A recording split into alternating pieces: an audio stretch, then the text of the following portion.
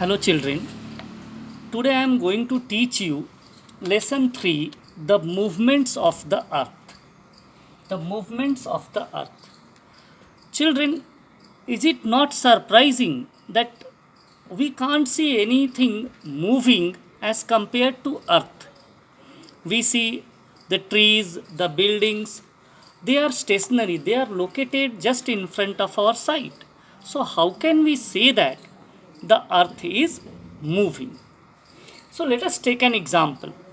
Suppose करिए कि आप किसी बस में या ट्रेन में ट्रैवल करते हैं. तो ट्रैवल करते समय अगर हम खिड़की से बाहर देखें तो हमें लगता है कि ट्रेन मूव कर रही है. लेकिन अगर हम ट्रेन के अंदर देखते हैं तो लोग हमारे सामने ही रहते हैं. ऐसा लगता है कि हम मूव नहीं कर पा रहे हैं. इसका मतलब ये है कि मोशन इज़ रिलेटिव, यानी मोशन के लिए हमें रिलेट करना पड़ेगा किसी ऑब्जेक्ट से.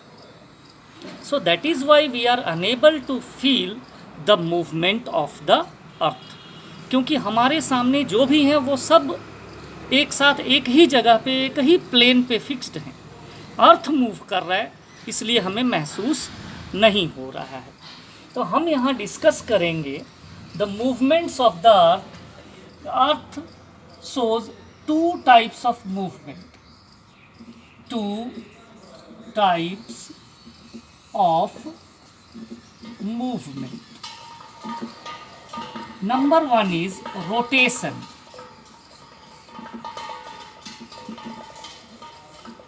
Rotation. What is rotation? The spinning of the earth on its axis is called rotation. लट्टू देखें, टॉप लट्टू नाचता है, जैसे अपने एक पॉइंट पे वो नाचते रहता है. जैसे ये पॉइंट पे मान लीजिए एक लट्टू है, वो स्पिन कर रहा है इस पॉइंट पे, तो दैट इज कॉल्ड रोटेशन.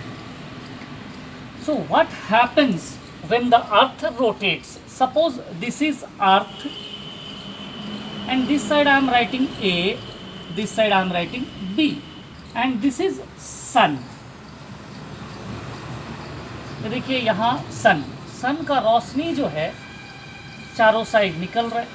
अब ये रोशनी क्या होगा, यहाँ देखिए जमीन का ए साइड में वो पड़ रहा है, बी साइड में नहीं पड़ रहा है. यानी बी एरिया जो है अभी भी डार्क में है, अंधेरा है. यानी ए में जहाँ लाइट पड़ रहा है यहाँ होगा डे, यहाँ दिन होगा, और इस साइड में रात होगा. ठीक है. अगर मान लीजिए कि अर्थ रोटेट नहीं करता है तो क्या होगा, ए हमेशा सन को फेस करेगा और बी हमेशा सन से अलग रहेगा. यानी ए में हमेशा दिन रहेगा और बी में हमेशा रात रहेगा. अब रोटेशन से क्या होता है कि जब ये घूमता है ऐसे, तो बी यहाँ आ जाता है और ए यहाँ आ जाता है. यानी कि अब बी को सूर्य का रोशनी मिलेगा और बी में दिन होगा, ए में रात होगा. So number one, it is clear that rotation causes day and night. अगर अर्थ का रोटेशन रुक जाए तो जहाँ दिन है वहाँ दिन रह जाएगा, जहाँ रात है वहाँ रात रह जाएगा. यानी दिन और रात का परिवर्तन होने के लिए अर्थ का रोटेशन जरूरी है. Next, rotation takes approximately 24 hours. 24 घंटा लगता है जमीन को एक बार गोल घूमने में. Then earth rotates from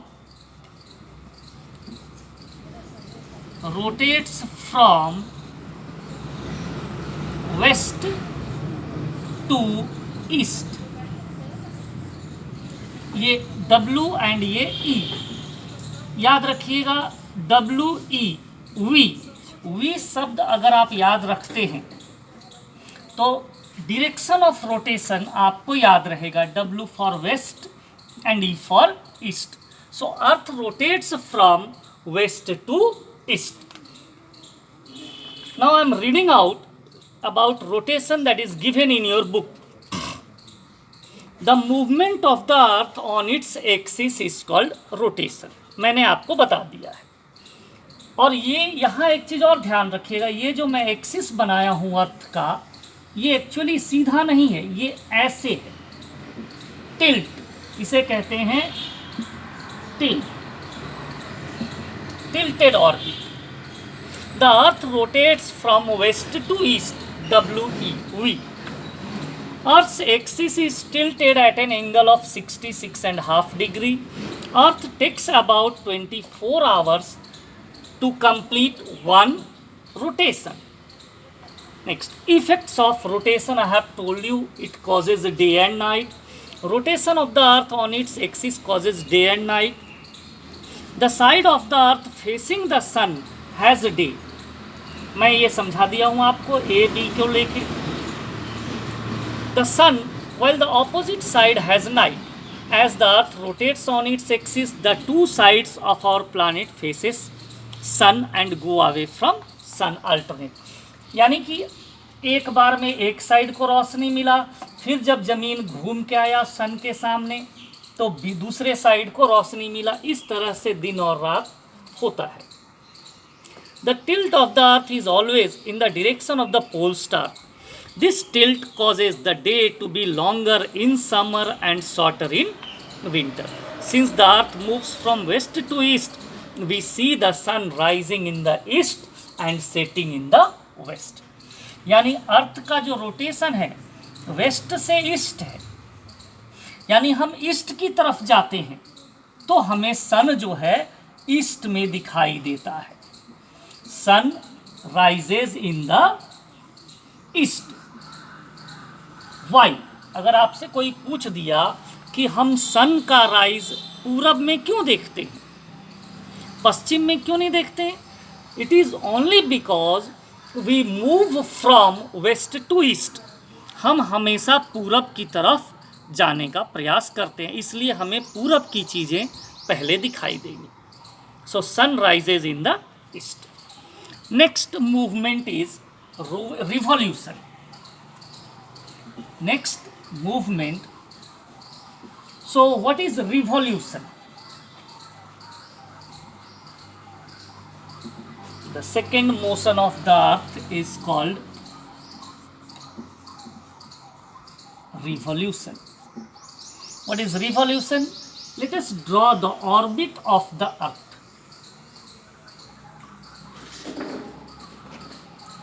This is the orbit of the earth. This is earth. Earth. Now what is orbit? Orbit is the path along which the earth moves. Revolution में क्या होता है कि ये अर्थ यहाँ है तो कुछ घंटों बाद यहाँ हो जाएगा, कुछ दिन बाद यहाँ हो जाएगा, और कुछ दिन बाद यहाँ, फिर कुछ दिन बाद यहाँ. यानी अर्थ जो है सन के चारों साइड घूमता है. ठीक है, सन का परिक्रमा करते रहता है अर्थ. यानी यहाँ रोटेशन भी चल रहा है. ये देखिए एक्सिस पे, इस एक्सिस पे अर्थ घूम भी रहा है और अपने जगह से दूसरे जगह पे भी चल रहा है. ए बी, ये तो रोटेशन के लिए है. और यहाँ मान लीजिए ये सी है. कुछ दिनों बाद जमीन यहाँ आ जाएगा और कुछ दिन बाद यहाँ आ जाएगा. So this movement, the movement of the earth around the sun along its orbit is called revolution. देखिए यहाँ फिगर में दिया हुआ है आपका रिवॉल्यूशन का. जमीन यहाँ है, यहाँ से यहाँ, यहाँ से यहाँ, ऐसे गोल गोल चक्कर लगा रहा है। तो ये जो गोल गोल चक्कर लगा रहा है, this is called revolution. I hope revolution is clear. Then we will go for the effects of revolution. जैसा कि हमने देखा रोटेशन का असर क्या होता है, उसी तरह से हम पढ़ेंगे effects of revolution. Effects of revolution. Before going to effects of revolution, let us understand the shape of the orbit of the earth. Children, ये ऑर्बिट जो है पूरा ऐसे गोल सर्कल नहीं है, ये इलिप्टिकल ऑर्बिट है। देखिए इधर ये लंबा हो गया है और इधर ये चौड़ाई कम हो गई, और ये सन है। तो मान लीजिए अर्थ यहाँ है, तो अभी अर्थ की दूरी और सन की दूरी बढ़ गई। जब ये अर्थ घूम के यहाँ आएगा तो क्या होगा, सन और अर्थ की नज़दीकियाँ अब बढ़ जाएंगी, यानी distance is less. Again the sun will move here, जब यहाँ जाएगा तो फिर दूरियां बढ़ जाएंगी, फिर यहाँ आएगा तो और नज़दीक आ जाएगा सन के। So in this way revolution causes season. ठीक है, दूर में है तो सन का गर्मी कम मिल रहा है, नज़दीक में है तो सन का रोशनी यहाँ ज़्यादा मिल रहा है, यहाँ गर्मी हो जाएगा। So in this way for studying the effects of the revolution we must know the shape of the orbit of the earth. So here in your book it is given, earth moves around the sun in a fixed path called orbit. So this is orbit.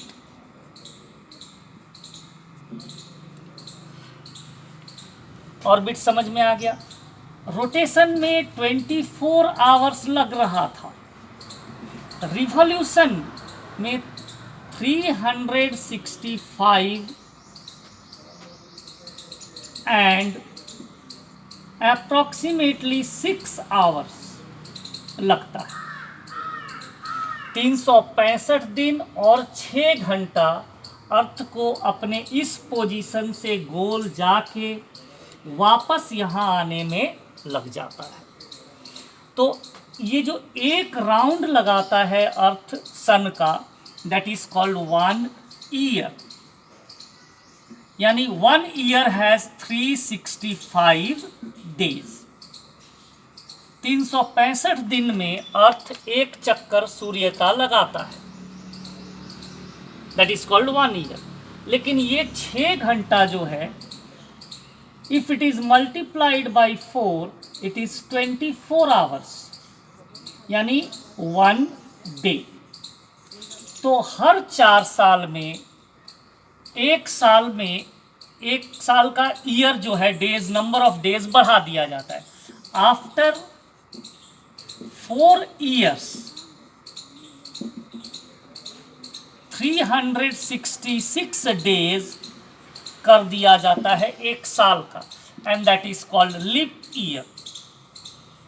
Leap year. So leap year has got 366 days.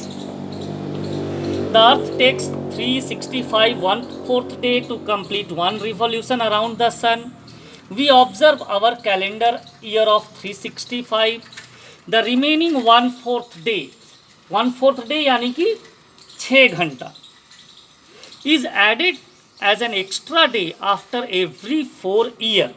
And this extra day is added to the month of February, यानी leap year में फरवरी जो हो जाएगा वो 29 days का होगा। Now effects of revolution. The biggest effect of the Earth's revolution around the sun is the change of season. मैं आपको सीजन के बारे में यहाँ बता चुका हूँ।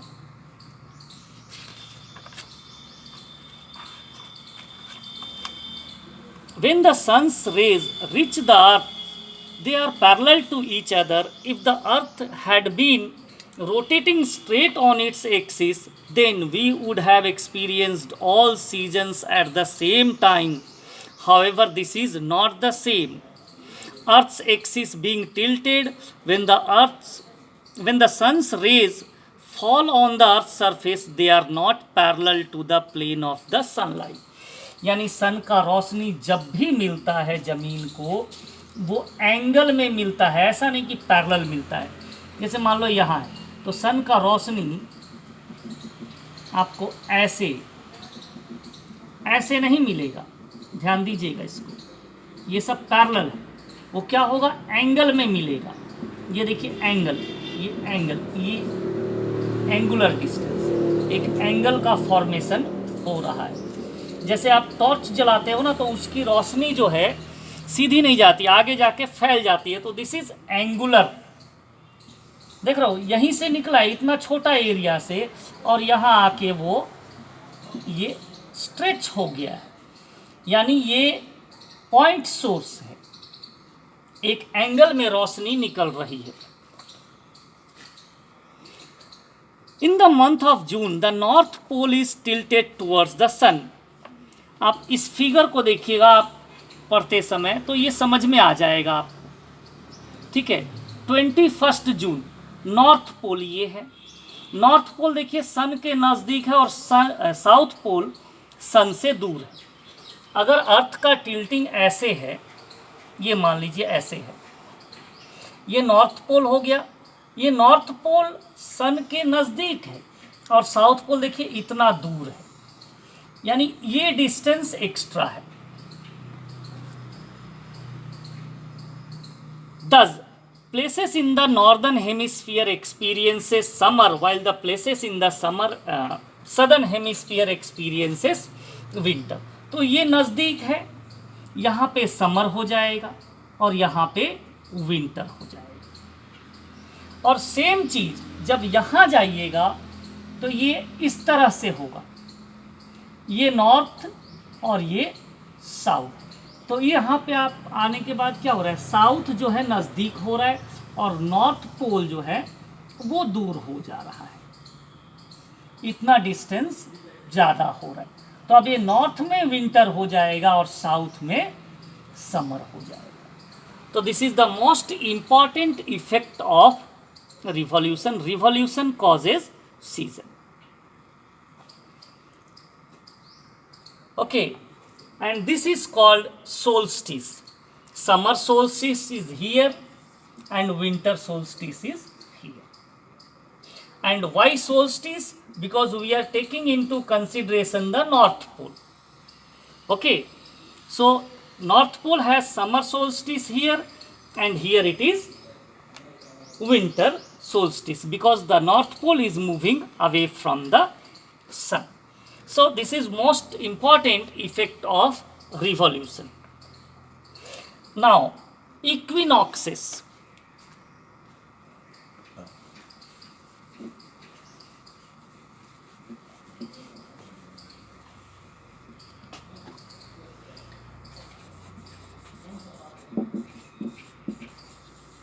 Equinoxes.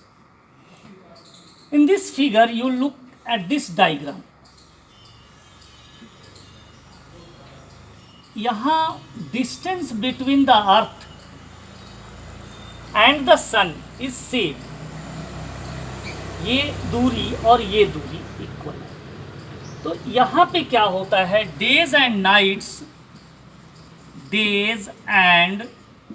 Nights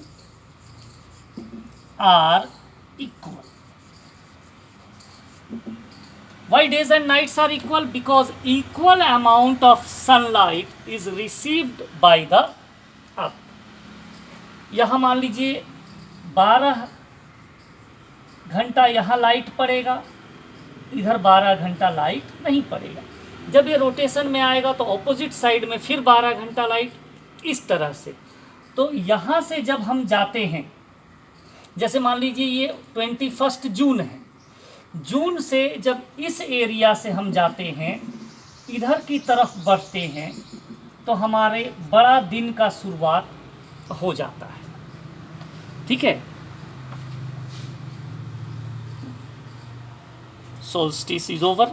Then equinox. The term equinox means equal days and night. In March and September, the sun's rays fall vertically on the equator. Both the North Pole and South Pole are at in equal distance from the sun. So this is North Pole and here it is South Pole. At equal distance from the sun. Thus, days and nights are of equal length everywhere on the earth. The northern hemisphere experiences spring in March, while the southern hemisphere experiences autumn. In September, the northern hemisphere experiences autumn, while the southern hemisphere experiences spring. Just it is reversed. So, children, here in this diagram, you have to remember this date, 21st June, summer solstice, 22nd December, that is winter solstice, 23rd September, that is equinoxes, autumn equinox, and here it is spring equinox on 21st March. So I hope this chapter is clear. Chapter 4 we will study in the next video. Thank you.